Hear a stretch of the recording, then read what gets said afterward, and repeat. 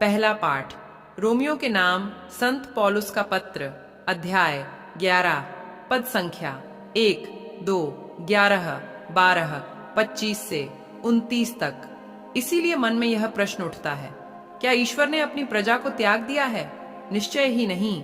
मैं भी तो इजरायली, इब्राहिम की संतान और बेनयामीन वंशी हूँ। ईश्वर ने अपनी उस प्रजा को जिसे उसने अपनाया नहीं त्यागा है। क्या आप नहीं जानते कि धर्म ग्रंथ एलियस के विषय में क्या कहता है, जब वह ईश्वर के सामने इजराइल पर यह अभियोग लगाते हैं? इसलिए मन में यह प्रश्न उठता है, क्या वे अपराध के कारण सदा के लिए पतित हो गए हैं? निश्चय ही नहीं। उनके अपराध के कारण ही गैर यहूदियों को मुक्ति मिली है, जिससे वे गैर यहूदियों की स्पर्धा करें। जब उनके अपराध तथा उनकी अपूर्णता से समस्त गैर यहूदी संसार की समृद्धि हो गई है, तो उनकी परिपूर्णता से कहीं अधिक लाभ होगा। भाइयों, आप घमंडी न बने। इसलिए मैं आप लोगों पर ये रहस्य प्रकट करना चाहता हूँ। इजराइल का एक भाग तब तक अंधा बना रहेगा जब तक गैर यहूदियों की पूर्ण संख्या का प्रवेश न हो जाए। ऐसा हो जाने पर समस्त इस्राएल को मुक्ति प्राप्त होगी। जैसा कि लिखा है, सियोन में मुक्तिदाता उत्पन्न होगा और वह याकूब से अधर्म को दूर कर देगा। जब मैं उनके पाप हर लूंगा तो यह उनके लिए मेरा विधान होगा। सुसमाचार के विचार से वे तो आप लोगों के कारण ईश्वर के शत्रु हैं, किंतु चुनी हुई प्रजा के विचार से वे पूर्वजों के कारण ईश्वर के कृपा पात्र हैं, क्योंकि ईश्वर न तो अपने वरदान वापस लेता और न अपना बुलावा रद्द करता है। यह प्रभु की वाणी है। सुसमाचार संत लूकस अध्याय 14, पद संख्या 1, 7 से 11 तक। ईसा किसी विश्राम के दिन एक प्रमुख फरीसी के यहां भोजन करने गए। वे लोग उनकी निगरानी कर रहे थे। ईसा ने अतिथियों को मुख्य स्थान चुनते देखकर उन्हें यह दृष्टांत सुनाया। विवाह में निमंत्रित होने पर सबसे अगले स्थान पर मत बैठो।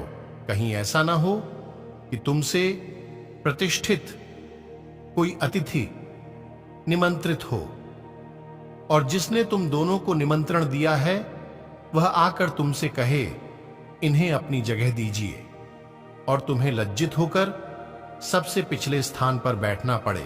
परंतु जब तुम्हें निमंत्रण मिले तो जाकर सबसे पिछले स्थान पर बैठो, जिससे निमंत्रण देने वाला आकर तुमसे यह कहे, बंधु आगे बढ़कर बैठिए।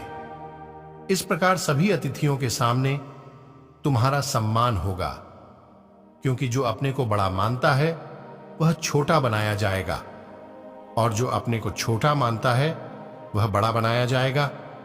यह प्रभु का पवित्र सुसमाचार है।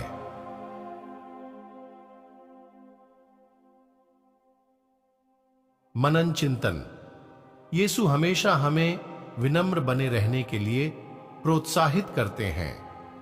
हम में से कई लोगों के लिए ऊंचा होना, प्रशंसा और सम्मान से प्यार करना बहुत लुभावना है। हम वास्तव में इस दुनिया को ईश्वर से ज्यादा महत्व दे रहे हैं। हम सृष्टि और सृष्टिकर्ता में अंतर स्पष्ट नहीं कर पाते हैं। हम अपना पूरा जीवन संसारिक वस्तु में खो देते हैं। यदि हमें अपनी पहचान या छाप रखनी है तो हमें नम्रता और भलाई के गुणों को अपनाना होगा। हमें हर समय प्रयत्न करना है कि हम भी यीशु के समान विनम्र, अच्छा और ईश्वरीय जीवन यापन करें।